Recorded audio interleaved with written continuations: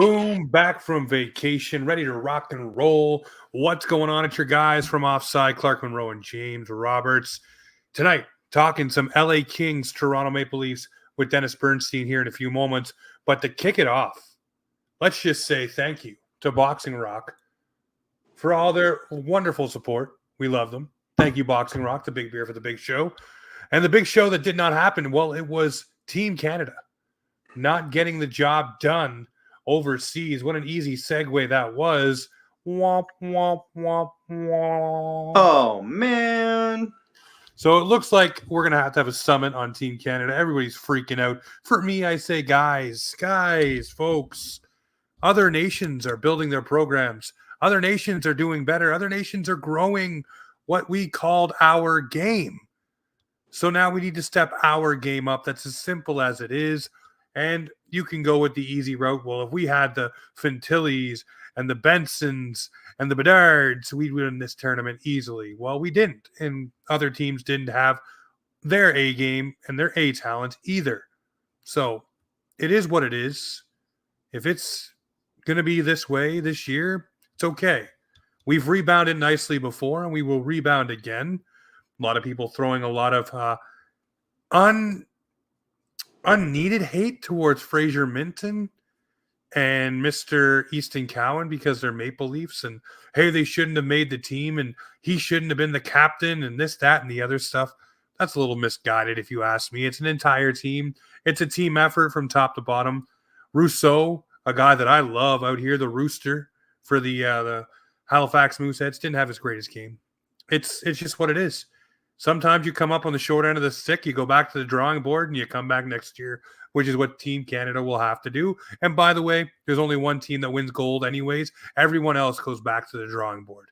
So it's not our year. Chalk it up to that. And also, the refs suck over there. Holy Grandma Doobie out there talking about the refs. Let's go. Yeah, no, you know it's so funny, James? Every year, there's always that point in the tournament. Every year, even if they're doing well, there's always a point in the tournament where Canadian hockey fans say, you know what, insert my local junior hockey team here, guy, star player, should have been there because they sure could use his scoring ability right now. And there's a lot in Western Canada saying Andrew Cristall, Riley Height, Jagger Firkus should have been there the whole time. He didn't even get in when he got there, which might not have been by design. I think they probably wanted to play a little bit longer, but that's one thing that I always find it kind of humorous every year in the World Juniors. Just everybody's, I'm from Halifax and this guy should have been on the team. I'm from the Ramparts nation and this guy should have been on the team. I'm from Kelowna and this guy should have been on the.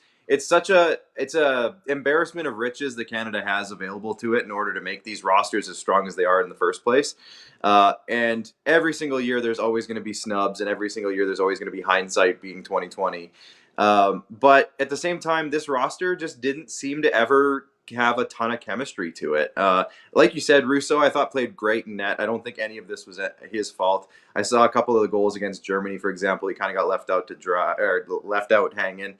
And I think he did his job. Rousseau did his job. I don't think that was. He played every minute of the tournament as well. They didn't give the backup any minutes at all. Not a chance. Which I don't. You know what? That's not my favorite strategy because I did read a tweet and I heavily agreed with it. I can't remember who tweeted it, so sorry for the person who did, but I'm stealing your credit. Basically saying, like, now you've put yourself in a position where if your starter does struggle in the quarterfinals, you're putting in a goalie who hasn't played in like 2 weeks.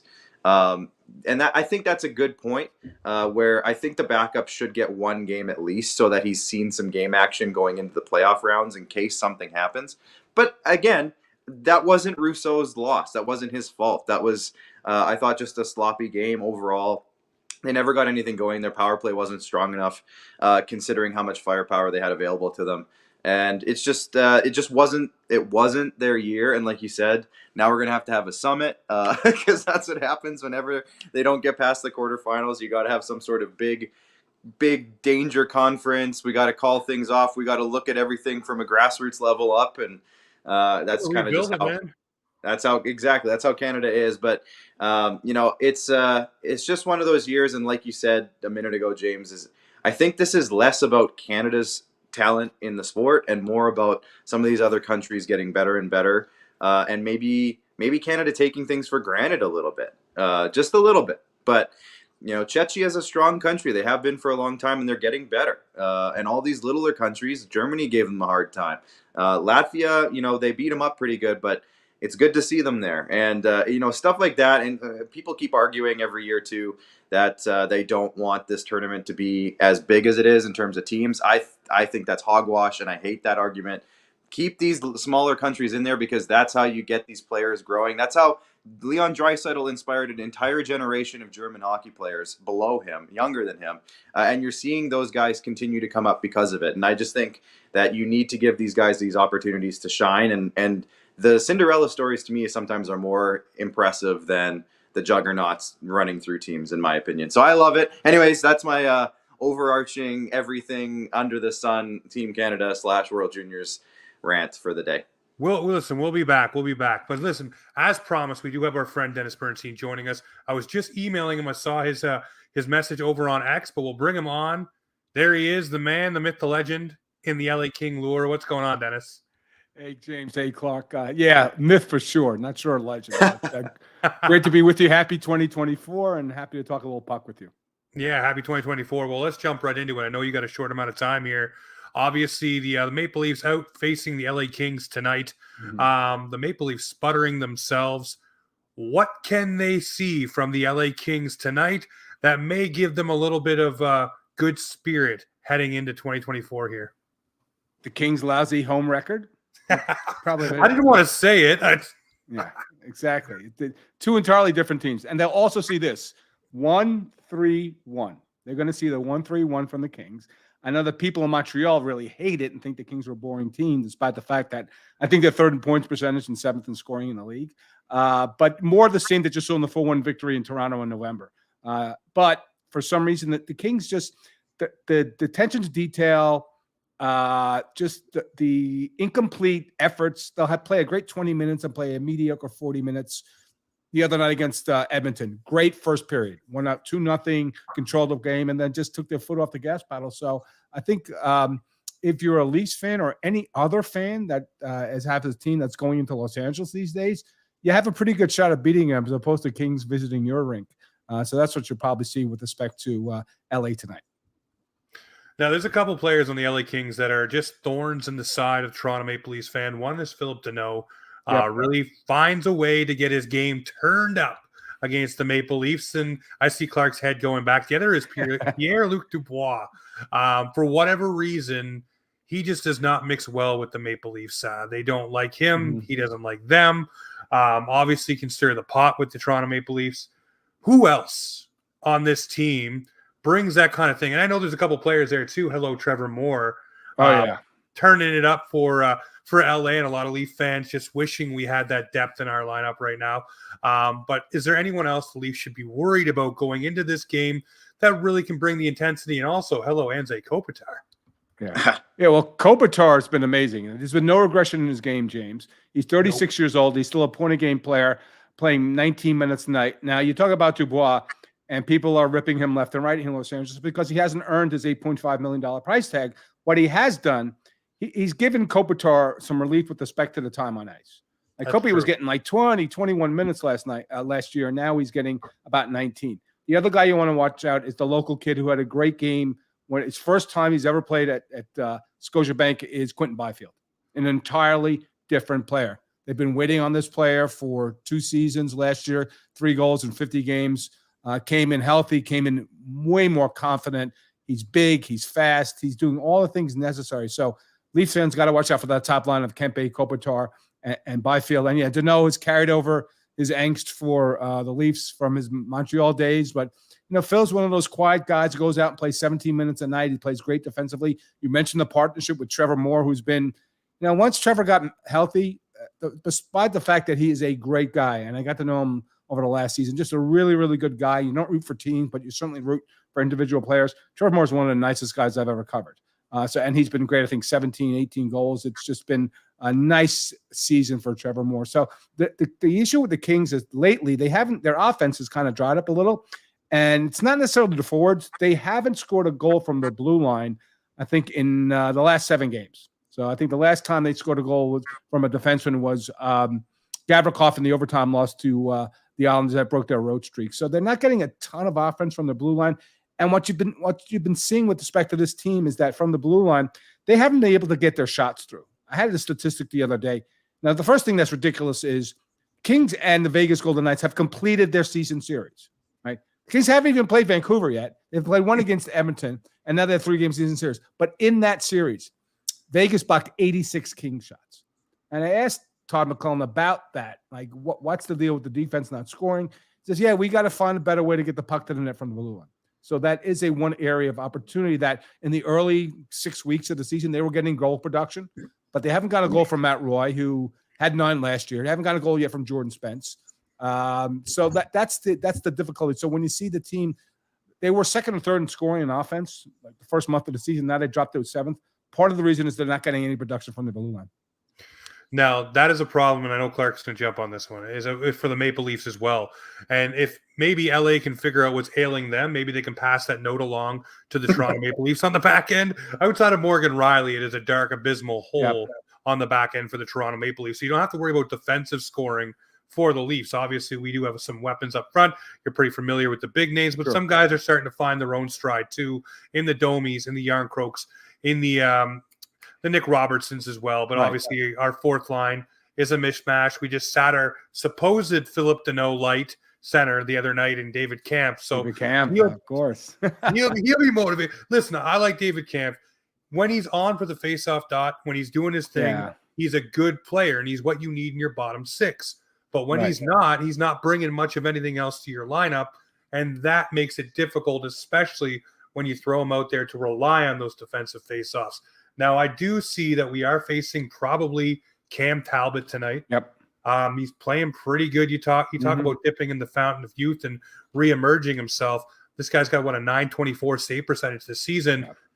Yep. If there's anything that's ailing a team, like you talk about the defense of the LA King not scoring, just face the Toronto Maple Leafs. That always seems to spin around, and teams figure it out, whether it's a goalie getting a fresh start, whether it's a rookie, whether it's D-scoring, first goals, the Leafs are on the ledger for all the history books for all of those things. So if it ails the team, play the Leafs. They'll figure it out. But Clark, you're going to jump in on something David was saying there, so go ahead.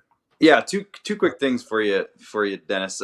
We got Cam Talbot, like we just talked about, against Martin Jones. A year ago, if you would have said tonight's goalie matchup would have been Cam Talbot for the Kings and Martin Jones for the Leafs, I think we all would have said we were all crazy. But Cam Talbot has been sensational for the Kings this year. I've picked him up in every fantasy league. Thanks, Cam. And Martin Jones has been, I'm going to say, a steadying presence. I'm not going to say he's been great, but he's been a steadying presence. But he's been a thorn in the side of the Kings for a decade with the Sharks, et cetera, et cetera. Yep. So what's the biggest thing for Cam Talbot this year? And I guess facing an old friend in Martin Jones for the Kings, what do you expect them to kind of go for? I think the biggest thing for Cam was health. Remember, last season in Ottawa, he was hurt twice. Right? And the season before that, he was a 913, 915 save percentage guy, the prior 2 seasons in Ottawa. So health, number one. Number two, this team doesn't give up much. I think they lead the league in least amount of high danger chances against. And so what you're not, like, Cam's has a great record. I think he's won 12 games or something like that. I don't know what it is. But he hasn't stolen a game.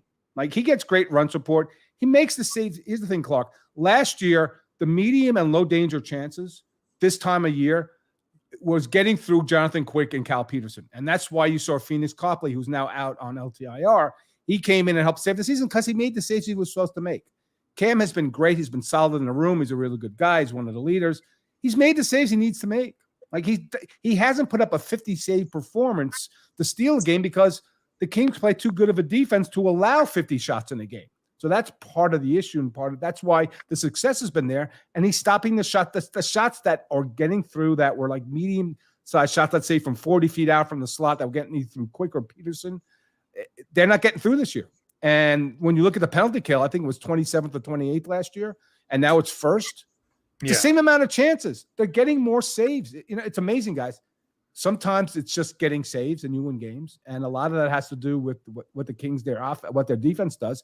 But they're getting the saves that they need to get. They're not getting those soul-sucking, like you're up 2-0, you give up a goal from 50 feet that shouldn't go in. That's not happening this season for LA. So the question is, what do you do with Cam Talbot? I know what he wants an extension, not at a ton of money, but they're certainly going to go into the market and spend more money in goaltending next season than this season. And the Phoenix Copley injury gives Data Rittich a shot, and he's 2-0, Dave, but a big save Dave's beaten 2 teams. Actually, he's beaten 1 team. He's beaten San Jose twice. Yeah. So at some point, you got to start playing better teams, right? But the question is, how much can Cam play? He can't play more than, let's say, 54, 55 games. So Dave or Phoenix Copley comes back, got to come in and give them like 25 games of decent goaltending. If Rittich can't do that, then, Blake might look for something at the trade deadline with respect to a third goaltender. So last one for me here, Dennis, because I know you don't have a whole lot of time. I'm sitting here watching Washington and Pittsburgh right now play against each other. Those two teams and the Kings were powerhouses during the same era, I'll say. Right. The Kings have come full circle, and they're back at the top while Washington and Pittsburgh are sputtering. Kopitar's still around, Doughty's still around. But what has been the biggest thing for the Kings in terms of getting back to where the level they kind of were at 5, 6, 7, 8 years ago? When they were at the top of the league every single year, whereas these other teams are just aging out, it seems. Well, patience, number one, because I had patience with a guy like Adrian Kempe, who when Tom McClellan came to town was a 15 goal scorer playing center on the third line. And he was playing out of position. They put him on the left wing with Kopitar. They got chemistry. He's now a very dangerous goal scorer. So part of it's chemistry, part of it is sliding guys in correctly, because the perception, Clark, is that, the Kings drafted really well. They drafted high picks. That's how they got here. It's not how they got here. Yes, they've had some success with respect to the drafts, but they traded for Fiala. They traded for Dubois, despite his lack of performance. Right? They signed Deneau as a free agent. They traded for Arvidsson, who, if he comes back, is going to be a huge addition. So it's patience, and they just slotted guys in, and they had patience. And I give the coach a lot of credit. There's a lot of guys who have emerged under Todd McClellan. I know there's a faction of Kings fans that don't want to hear that think that Todd should be fired after every game they lose. But you look at Kempe, you look at Byfield, you look at a guy like Mikey Anderson, who was a 5th-round pick. Now he's a top-pair defenseman, 22 minutes a night. Matt Roy was drafted in the 7th round. He's emerged. There's a lot of players who have emerged under this coaching staff. And so it's patience, it's coaching. There's a lot of talent here, and they're going for it. Like, this is the year that, it's funny. They're celebrating the 10th anniversary of winning their last cup. It's also the last time they won a playoff series. And it's winning time. Like, there's no excuses. Like, if the Kings play Edmonton again in the playoffs, they got to beat them. You can't go 3 seasons in a row losing to Edmonton. I think this team is certainly better equipped because they're better defensively. They're better on the PK. Maybe they get an offensive boost if Arvidsson can come back from his back surgery, which they expect maybe in about 6 weeks, which would be a nice deadline add. But it's a combination of things, Clark. It's not just one thing. And it's taken a minute. It hasn't like they turned this around in 1 year. Like, I was there like 3 seasons ago, like during like COVID, you'd watch the team and they go down to the Leafs 2-0 at home in 5 minutes into the game, and the game was over. That's not the case anymore. They're not overmatched anymore. Yeah, and they have depth. Like, you talk about the Leafs. What are the Leafs? They appear to be a top every team. The Kings aren't. The Kings are going to roll 4 lines and use 3 pairs tonight. That's what they've done all season. It's going to continue to work. And they get guys like Grunstrom and Lazat and even Trevor Lewis coming back. So, and that's what wins, right? It's great to have superstars on your team, but it appears like a team like Vegas, last year they didn't have a 30-goal scorer on their team. Marchessault, I think, had 28 or 29. It's the depth that the Kings have. It's the trust between the coaching staff and the team. That's been a lot of their success so far this season. Well, let's flip that on its head. I'll ask my last question and let you go because I know you got to roll. Look at the Leafs. And I say, we just talked about the Kings and all the things they're doing right. For you, what do the Leafs need to do? Because this season looks like it's starting to be that Brian Burke 18-wheeler heading for the cliff. And it's not pretty right now. Obviously, they've won 1 game in the last 6. Their goaltending is abysmal. The defense isn't looking right. What do they need to do to turn this around? And I said it today. Maybe drop Mitch Marner to that third line. Get balanced scoring through your top 9. Have stars all the way through. Maybe that does something for you. Clicks to the third line, makes it a more scoring threat. But what should the Leafs be looking to do here? Mitch Marner, I'm not sure the family would like him being dropped to the third line, so I'm not sure that's really not really going to happen. You even know how the family operates. We do. Sure. Yeah. Look, James, I think here's the thing. Like, they're going to make the playoffs, right? So let's talk about this team at the trade deadline. What are they going to do at the trade deadline? Is the goaltending still going to be abysmal, or is it going to still be a ton of question marks? I don't know. Like, so could they get out of the East? Look, here's the thing. If I'm Keefe, I put on the board every day 2 words: Florida Panthers. They got as the 8th seed. They got hot. They found a goaltender, and they won games, and they got to a cup final. So I'm not in panic mode, right? I mean, here's when you start panicking. If the Leafs don't finish in the top 3 in the Atlantic, start panicking, right? Are you going to panic at game 34, 35? Yeah, I know it's Toronto, very reactionary. The media is going nuts, whatever. I wouldn't worry about it. I think you have to be healthy. You have to find another goaltender. You're going to have to find a goaltender to make saves. And that's the really thing. Martin? Saves at key times are not happening in Leafland. Yeah. When Joe Wool's not in that. Joe Wool was looking pretty darn good. Oh, yeah. No, he would be solid. But is Martin Jones going to be your guy? I mean, no. But again, you have 60% of the season left. So I wouldn't be panicking now. I think Tree has to assess where this team will be like a month out from the trade deadline. Like, what's my opportunity? Where are my gaps right now? Right now, you hit lulls, you go up and down. The Kings are playing 500 hockey for the last 3 weeks. Nobody's panicking here because you have a good enough team with talent. It's a question is like, can this team, and I keep going back to this in Toronto, like, are they really committed to playing the defensive style of hockey you need to play to win in the playoffs? I don't see it. I don't know if they have the personnel. I don't have I think it's even about the personnel. It's about the mindset. Like, are you willing to lay down in front of a block shot like an Alec Martinez or Pietrangelo does in the playoffs? Are you willing to do that? Are you willing to back check when you miss a 2-on-1 and come back and get back into the play? Are you defensively responsible? I'm not sure that's in this team's DNA. And I think that's the biggest concern if I have, not about personnel, but do they have the DNA to win in the playoffs? They're going to make the playoffs, but then what's the expectation? Like, you got to go deep. You should go to a conference final, not to a Stanley Cup final. I'm not sure. Like, when I watch this team play, I see all the big names. I'm saying, do they really play the style of play that succeeds in the playoffs? I'm not sure. One guy that has impressed me, and I'll leave it at this, is Austin Matthews. His 200-foot game has grown. Yep. Block shots have grown. 100%. That is a guy who's looking like, hey, I need to start to learn to take this team on my back, a la a Crosby, McKinnon, all those guys who had it click in their head, hey, if I don't do this and do everything, basically, whether it's drop the mitts or whatever, you are not going to go far. So I have to be that guy that shows everybody else that, hey, I'm the top dog here, but I'm still willing to lay down in front of a laser. And if it takes me out, it takes me out, but I blocked that shot. All you need to do is pay everybody $13.5 million then, and you'll be fine. They're about to pay William Nylander $11.25. So hey, the cap's going. The cap's going up. Dennis, that solves everything, right? The cap's going. Right there. Hey, Leafs got the money. I always appreciate you jumping on. Enjoy the game tonight, my friend. We'll have you on maybe throughout the season again. Thanks, James and Clark. Appreciate it. Great stuff on Offside Hockey Talk. We'll talk to you soon. All right, yeah. So, I mean, you look at what Dennis just said about the Leafs. I mean, you look at the Leafs and say, hey, maybe they need to find some more guys with that proper DNA. We all agree that Mr. Austin Matthews is on that trend. But the Leafs, as we talked to Dennis, are on that Western swing, Clark. And I want to know for you this week, we got LA, the Ducks, and the Sharks. What are the Leafs going to come out looking like this week? I think we see Hilde-beast tomorrow. I'm just saying. I think we do see the Hilde-beast in the crease. I think Sheldon Keefe right now is doing everything he can to deflect all of the media and energy away from Hilde-beast by saying Jones may play to keep that calm. And one thing I want to say before I get your prediction here. We need to go back to the Lou Lamoriello ways of one thing. When you are a rookie, you don't speak to the media. The media is not allowed to get to you, period. They're not allowed to drill you. They're not allowed to ask you questions. And I know that they want players to be out there and talking, but even when Austin Matthews and Mitch Marner and William Nylander, all those guys were rookies, they did not face the media. That was a Lou Lamoriello rule. The veterans came out, whether it was Leo Komarov or et cetera down the line. So I'd like it to go back to that. I don't want the Hilde-beast in front of any media at all. I want him to be able to just focus on his game and not have to answer all of these questions. Because it seems like that is something, too, that Ilya Samsonov had an issue with. Because he even said when he won that first game, hey, guys, it's been a while since I talked to you, right? Because all those things, the hoopla.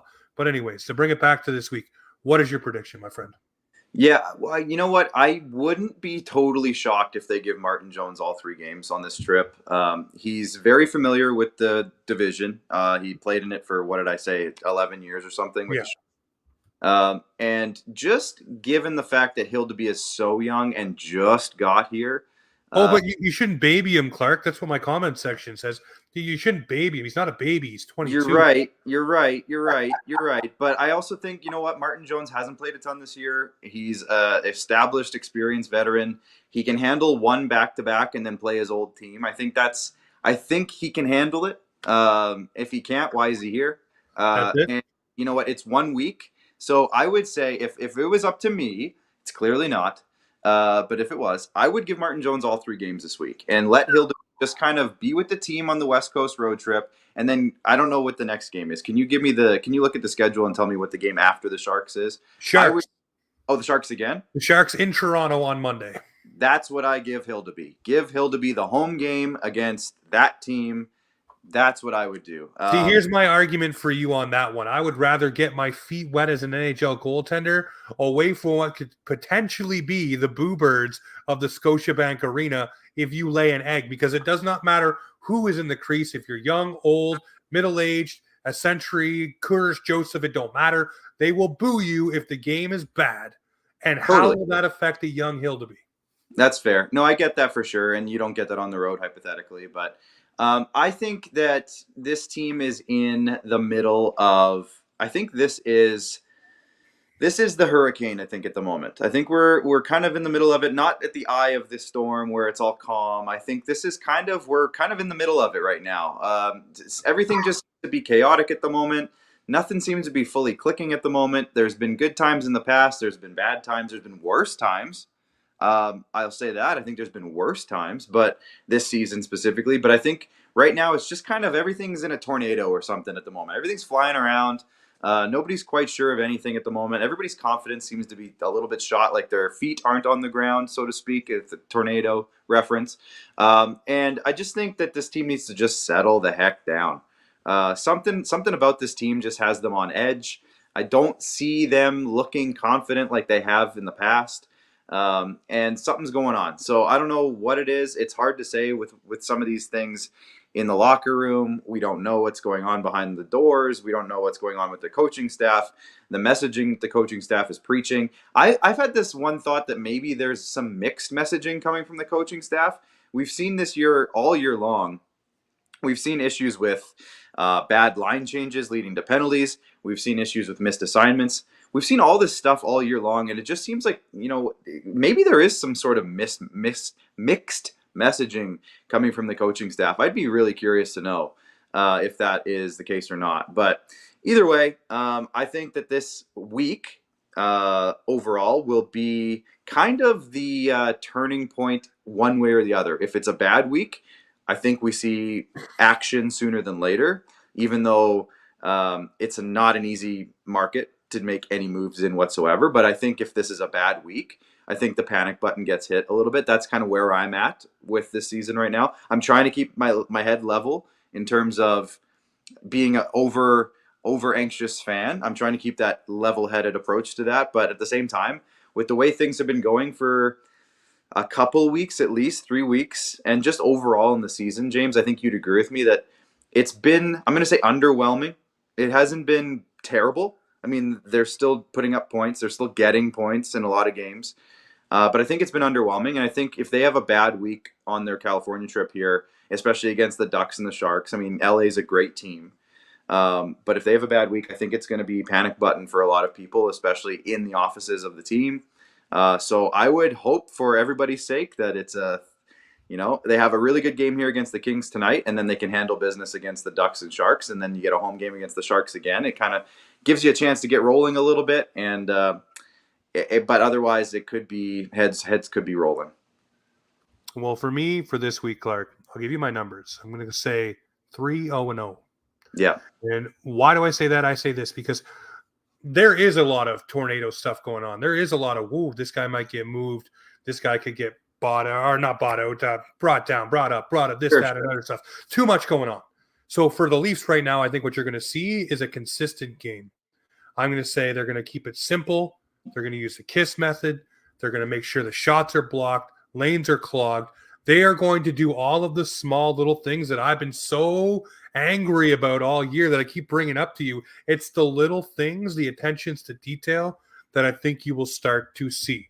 And to touch on the fact that Mitch Marner's family wouldn't be happy with him on the third line, who gives a rat's ass?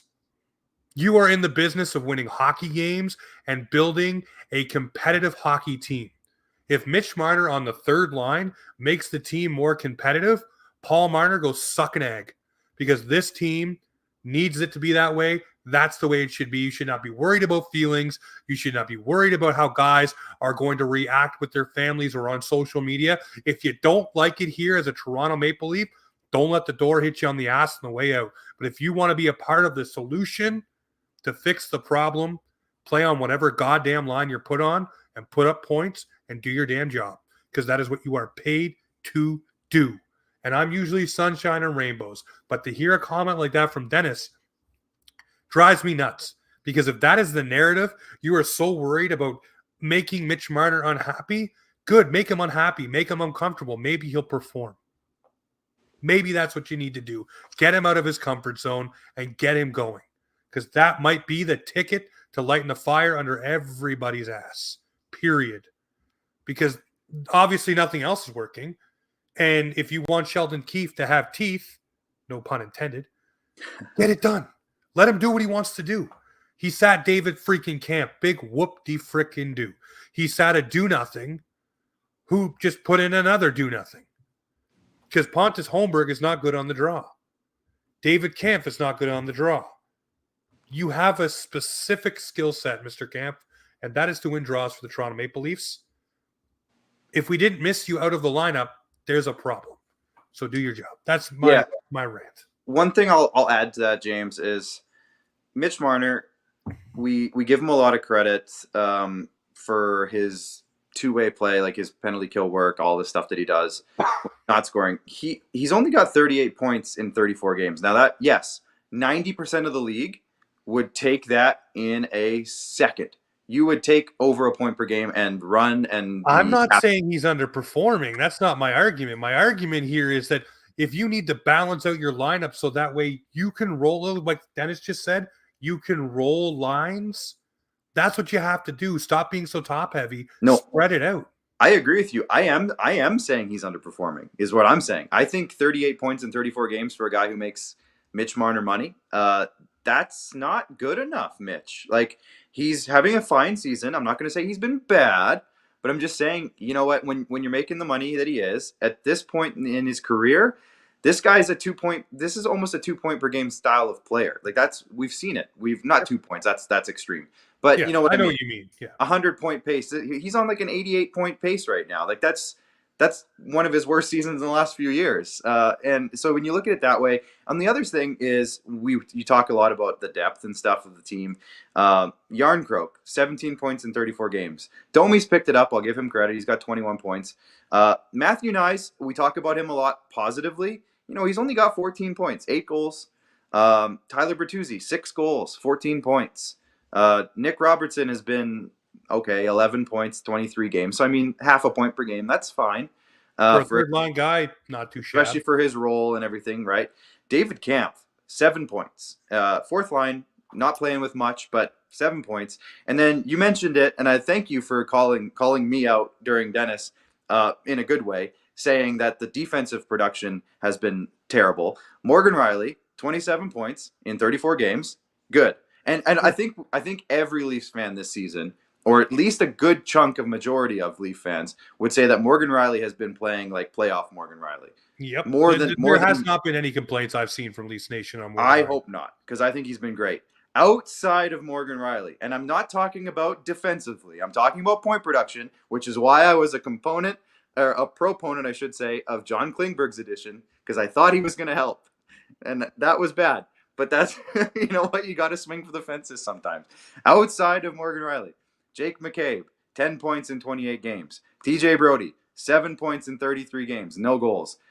Connor Timmins, 6 points in 13 games. Okay, I'll take that, but he's also been really bad in other areas. Yeah. Timothy Liljegren, 6 points in 17 games. Mark Giordano, 6 points in 22 games. John Klingberg, won't even say that one. Legason, 3 points in 21 games. Benoit, 0 points in 20 games. Like, I get that everyone and their grandma wants us to get a big, rugged defenseman who can be physical. I get it. So do I.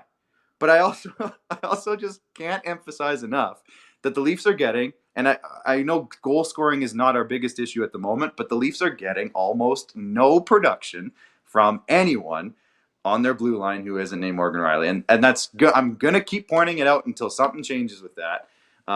Not that it's a bad thing, but if you look at some of their defensive struggles, I think you've seen that they can't get the puck out of their own zone sometimes. And I think zone exits is a big deal, even though people think that's a garbage stat. I think zone exits are important. And when you have guys who can simply not move the puck, it doesn't work, especially when you have all that talent up the front, and you can't get it to them. That's a problem, and it leads to defensive issues being exposed. Thank you for attending my TED Talk. Yes, and the other thing I'll add to your thing there, Clark, is the fact you are playing. Listen, TJ Brody, we all know he's not the TJ Brody he used to be. I'm not bashing the guy, but I'm a big proponent, and you know this, of putting guys in positions to succeed. TJ Brody being up with Morgan Riley is not the spot for him now. He needs to be a 4 on this team. He needs to be on that second pair. You need to find someone to play with Morgan Riley. And I say this because then you could start shifting proper defensive responsibilities to these guys. If you limit the minutes of TJ Brody, I think you see his play come back up. But if you pair him with a guy like Timothy Liljegren, who can move the puck and then doesn't have the fear of maybe being exposed or getting caught up ice or whatever he's doing with the puck, because he can wheel with it, no problem. If you have TJ Brody on limited minutes back there with a guy like him or even Connor Timmins, maybe you get to insulate that player properly and allow them to thrive more offensively. But you need to find that guy to go with Morgan Riley to slot everybody down to where they need to be properly on this defense. That's my look at it. That's the way I think of it. And if that's getting a Chris Tanev to play with Riley, to move Brody down to sit with someone offensively, whether it's Liljegren, Timmins, you name it. Hey, if you can get Timmins into the lineup moving the puck and have someone to cover for his defensive woes, then I think you're starting to talk, okay, that may have what made him that good during the preseason. You know, he was the Connor leading the scoring. It was a funny joke. So if we can get that Connor Timmins back with a good, steady defense partner, whether it's Gio, whether it's Brody or someone brought in, or McCabe for that matter, when you start slotting guys in where they belong, they look like they belong. And that's just a simple fact of it. The other thing I want to talk to you about, we talked about moving Marner. We talked about the Hilde-beast. By the way, the sandwich board went out the window. We've gone up and down this thing, back and forth, light, left, and center. So it was just simply talking points today, folks. We're not going by order today. But anyways, the Willy Rumours are out there. Elliot Friedman, me and you were exchanging about this a couple of hours ago, about how Friedman kind of stokes the flames every now and then. Now Nick Kypreos and Justin Bourne, I put the clip out today, basically saying they're getting close. They want to get it done by the All-Star, talking Pasternak-type money, which a lot of people's minds just blew. By the way, I don't know if you guys know, but William Nylander is, top 5 in NHL scoring, tied with a guy named Connor McDavid. Not too shabby right now. Now, is that sustainable? Who knows? Maybe Nylander is better than McDavid, confirmed. Is that what you're saying, James? Confirmed. Well, also Pasternak is better than both of them because he's ahead of them by 2 points. So, But for me, I look at it like this and say, okay, the William Nylander rumors, where there's smoke, there's got to be a little bit of fire because everybody is talking about it. But notice how everybody's talking about it in a positive light. It's not that he's leaving or the Leafs and him are far apart or there's negativity between one side or the other or, maybe he's going to wait till the end of the season. Everybody is on the same talking point. He's staying. They're talking. They're close. They want to get it done quickly. What's different here? Why isn't it like before? Because usually these things are doom and gloom in Toronto. This one seems like sunshine and rainbows, man. So my favorite person in this entire saga, I'm going to call it a saga, to follow. And I'm talking like the entire career of William Nylander. My favorite person to follow has been Nick Kypreos because and I love Nick Kypreos. I've booked him on the other show I work for several times. He's a great guy. He really, really is. But watching his opinion on William Nylander change time and time and time and time again. Oh, look at him. He's a great guy. We got to get him on the show at some point again. He's been on here a couple times, man. Yeah, we got to get him on. He's literally, I would talk to Nick Kipper. You could talk to him for like 2 hours and then be like, oh, I've asked you one question and it was the best 2 hours of my life. Like it was, good. He's not that he talks too much, but like you could just, he's a great talk. He's a great He doesn't conversation. become boring. Nothing becomes stale. No. Everything is exciting. And Yeah. he has stories for days. Oh, dude, if you want to hear some great Rangers stories from the early 90s, there's nobody better. But what I will say is watching his opinion change on William Nylander from early Nylander days, mid-Nylander days, and then to now it's amazing.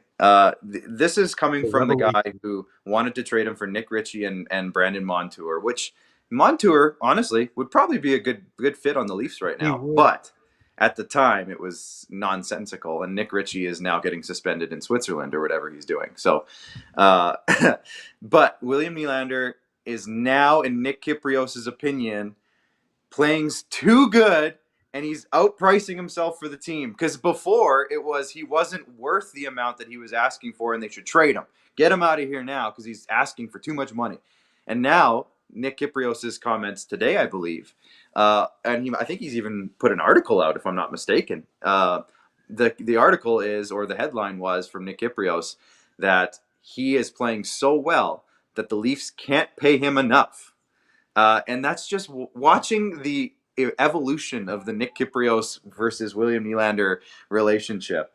It's hilarious. And I love it. And I think Kypreos would probably be the first one to tell you that, you know what? People's opinions are allowed to change, and his probably has. I can hear his voice literally saying that. Yeah. Opinions, people can change opinions, and things happen. And you know what? In all fairness, William Nylander, in my opinion, because I've watched, I'm not going to say every game, but I've watched a good 60-70% of the games of his career on TV or whatever.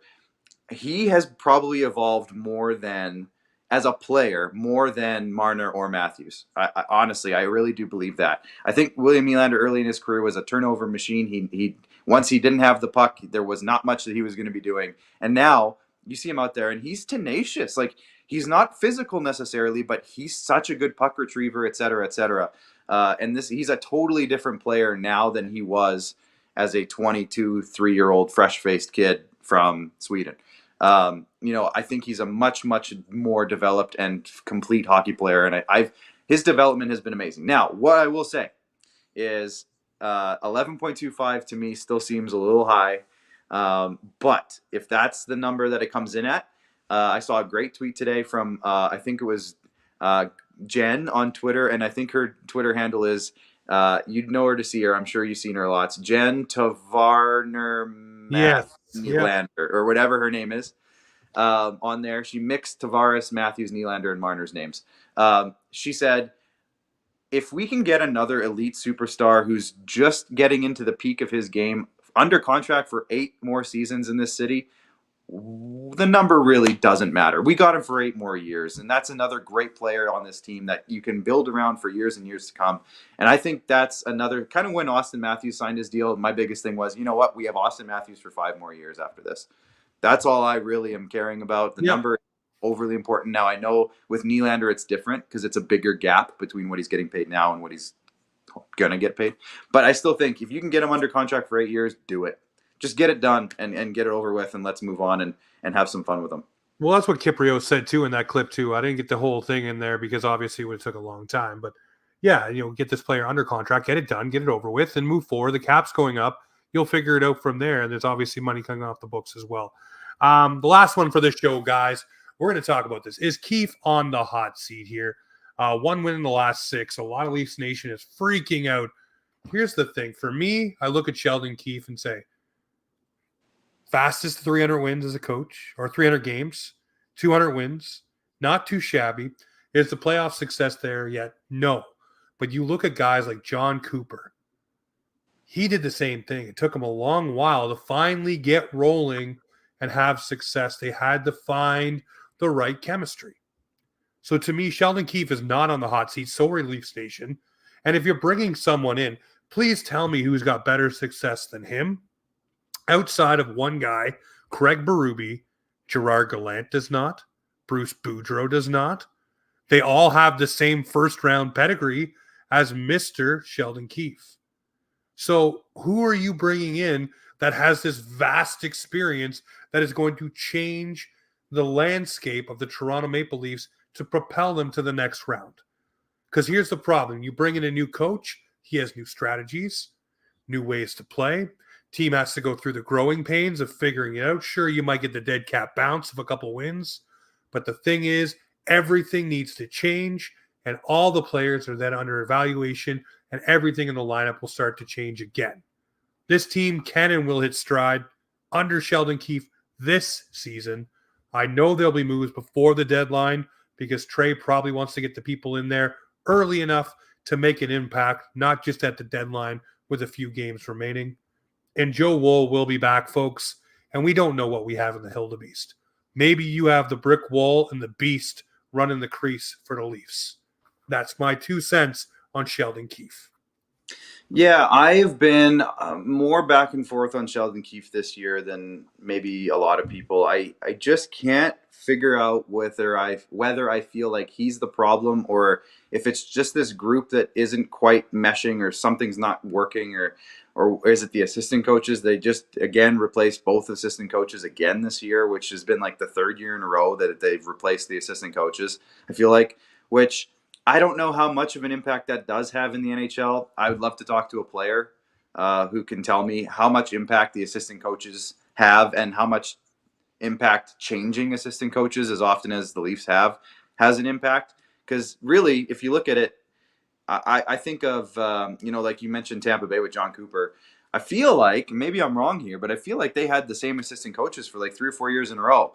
And then you get the same messaging. Like I said earlier, like I feel like there's some mixed messaging going on or something with Mike Van Ryn and with Guy Boucher, or something's going on where the two aren't working together well or something. It's hard for me to say exactly. Like I said, I'd love to talk to a player and ask them how much impact assistant coaches truly have on a day-to-day basis or season-to-season basis. I'd love to know. But with Keefe specifically, I think the hot button, easy thing to say is that the head coach isn't doing a good enough job. And like you said, it's hilarious. He's, in terms of coaching stats, he's got some of the best of all time. Now, can you put the argument out there that he inherited a really talented roster that scores a lot of goals and wins games? For some of those, you can say that though, but why didn't that work for Mike Babcock then? Yeah, well, true, and you can, and for some of those 300 wins, that was probably the case. But I feel like you said, for just like with Babcock, just because you have a good team doesn't mean you get a lot of wins. Coaching does matter, and how you do stuff does matter, and I think that there's parts of that to the Sheldon Keefe lore with the roster stuff, but at the same time, he's also been there for it, and you got to win the games too.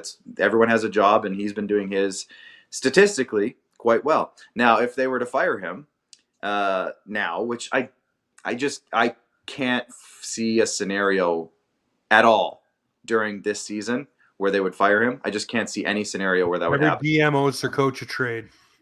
Sure, you know what, and exactly, and I think that Tree Living hasn't done what he wants to do yet with this team, and you know what, I just don't think that firing Sheldon Keefe during this season makes much sense, unless they go through like a 10-game losing streak and something terrible happens, and if they bottom out and go off the cliff like the 18-wheeler joke I made, then yeah, no problem. Then bring in Hordichuk again.